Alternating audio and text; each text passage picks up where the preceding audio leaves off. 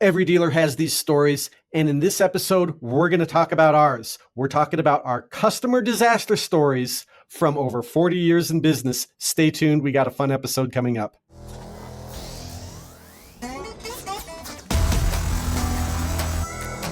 Welcome to Down Payment, the podcast for used car dealers. Prepare to learn something new about the industry that keeps us moving.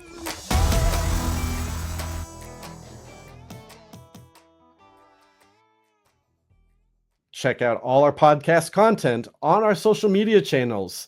We are at Down Payment Podcast on YouTube, Down Payment Podcast on Instagram, and Down Payment Pod on X.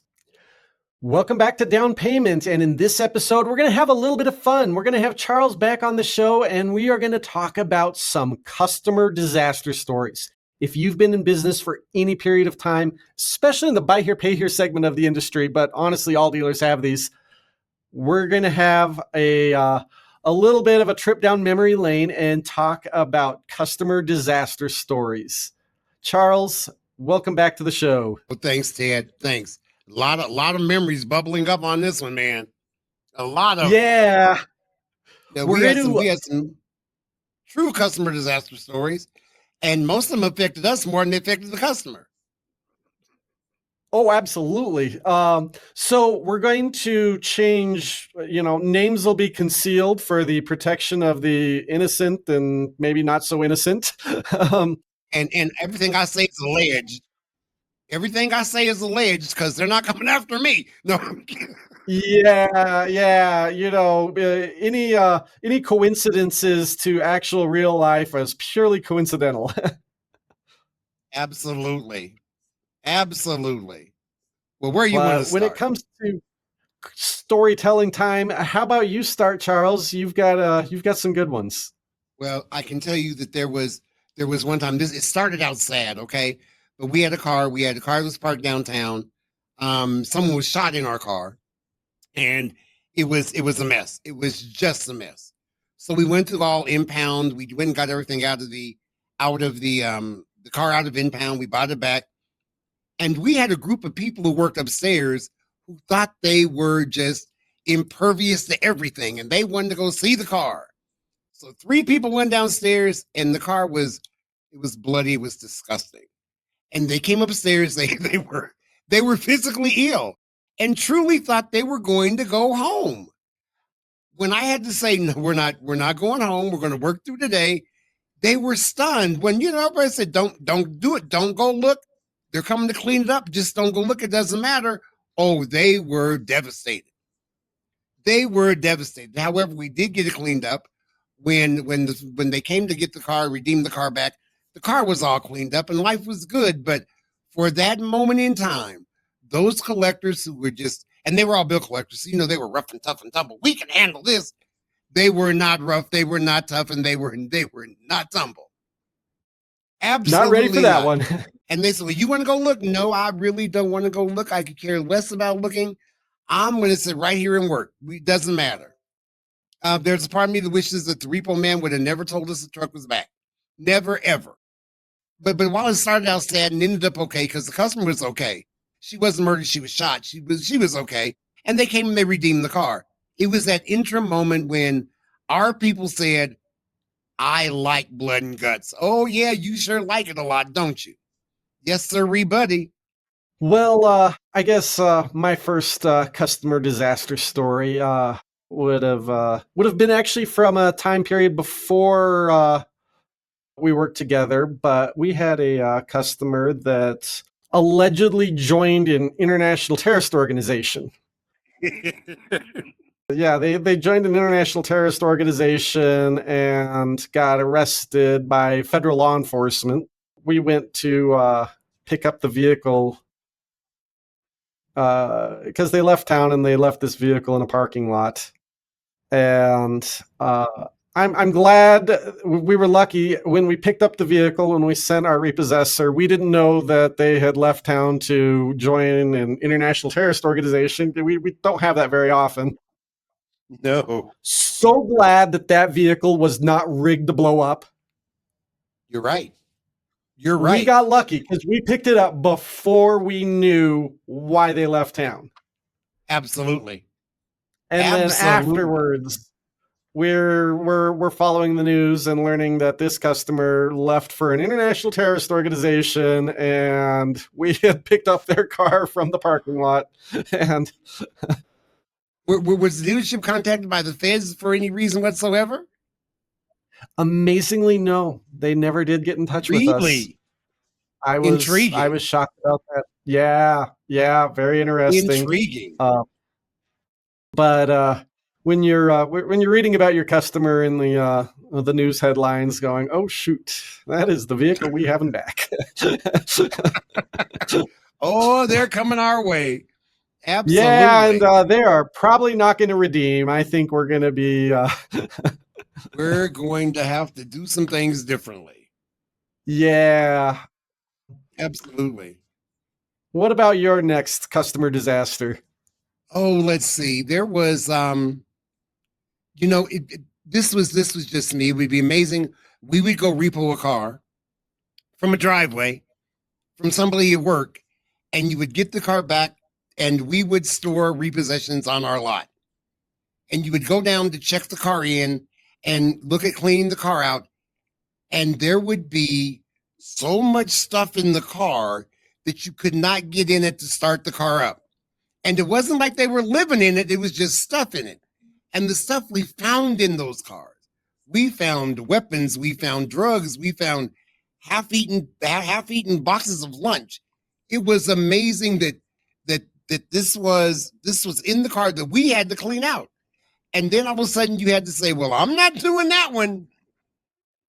Do you remember the one that came back that was just loaded with like thousands of hypodermic needles, uncapped?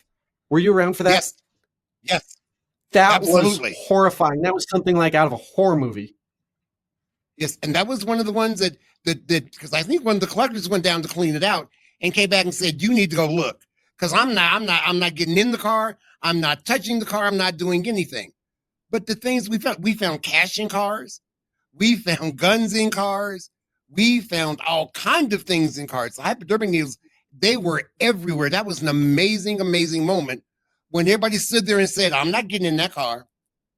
Call 911. We're not getting in that car. I don't remember how we dealt with it because it was so many needles. Like, I mean, there had to be a couple thousand hypodermic needles in there. Yes. And I think when, now for us, we went back upstairs and Mark handled it because we said, we're not doing it. For our own safety, we're not getting in that car and we're not cleaning it out. I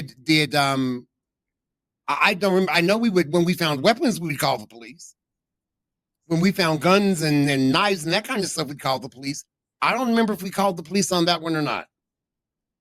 I don't remember. I remember not wanting any of our employees to touch this. Like there was no way to clean that out and not get a needle stick. I mean, it was more than 1,000 hypodermic needles. Yes. Well, I think that was one time the owner who would say, oh, just put gloves on. It'll be okay. Said, no, nobody's getting in that car. Yeah. And Mark would say, yeah, there's used food in there and there may be bugs in there. Just put some gloves on, clean it out. It'll be fine. I think this is one he said not going to happen. Absolutely I think we may have disposed of the vehicle. There was no safe way to do that. It was that was crazy. There was no way to clean that one out. But that was a bit nuts. That was a bit nuts. I have a very much related customer disaster story of a customer that came back looking for their drugs. And their vehicle was repossessed and it was loaded with drugs. And we had turned over the drugs and we were not about to let them into their vehicle and discover that all their drugs are no longer present.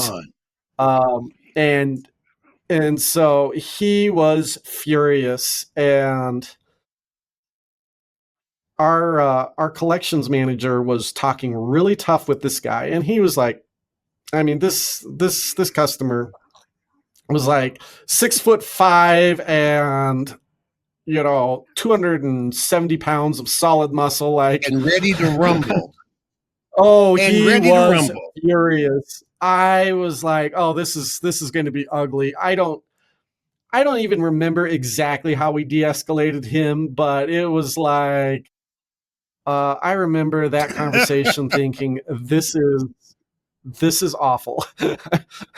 And this guy is like one of the biggest, meanest dudes I have ever seen in my life. We better de-escalate quick. We better de-escalate very quickly on that one. The other one was we repossessed a Challenger, and we went down, we did the inspection, everything was fine. That was the night we got it in. The next night, the owner came down. The next day, the owner came down to redeem his vehicle. So he pays it up to date. We walk him out to the car, and the car has been stripped. The tires are gone. The radio's gone. Everything is off the vehicle. Boy, did that start a having to look at customers. He looked at his car and said, but I just bought those wheels. And the wheels on there were very nice. I just bought those wheels and the stereo, and oh my God, how we had to do backflips to make this man happy in trying to replace everything that had been stripped off his vehicle was absolutely amazing. Yeah, I remember that one. That was a rough one. Ooh. And here's the thing. The man he never got really angry. He was mad through and through, but he never raised his voice. He just said, and what are you going to do? And that was even more disheartening than him screaming and yelling and jumping up and down. I could deal with that, but what are you going to do? Well, let me go get the owner because I don't have the authority to say anything. And he's looking at me like, but you have the authority to pick up my car. What you going to do? Oh, that was a challenge. We have liability. We have to fix this. And just internally coming to our understanding, that was really a case of internally. It was an internal disaster. What our responsibility was. Yes. Yeah. And you know what? In all the times that we did, in the 10 years I'd worked there, that was the first time that had ever happened. Where we walked back and we went, oh no. So then when somebody would come redeem their car, somebody run down the back staircase to run around their car to make sure that everything was okay before we had to say, oh, we got a little problem. But yeah, but that was an absolute complete customer disaster. That was. Well, Charles, it's been fun, but a little bit of PTSD talking about customer disaster stories, but we got to do this again because I know I have a few stories left for another episode, and I'm sure you do too. Oh, and I'm gonna tell you what, if anybody watching wants to share a customer disaster, put them in the notes below. We'd love to hear it. It's almost therapy to share these. You bet it is. It's been another episode of Down Payment. Now to our dealers. Hope you can go out and sell some cars. Check out our podcast on all our social media channels. We are at Down Payment Podcast on YouTube, Down Payment Podcast on Instagram, and Down Payment Pod on X.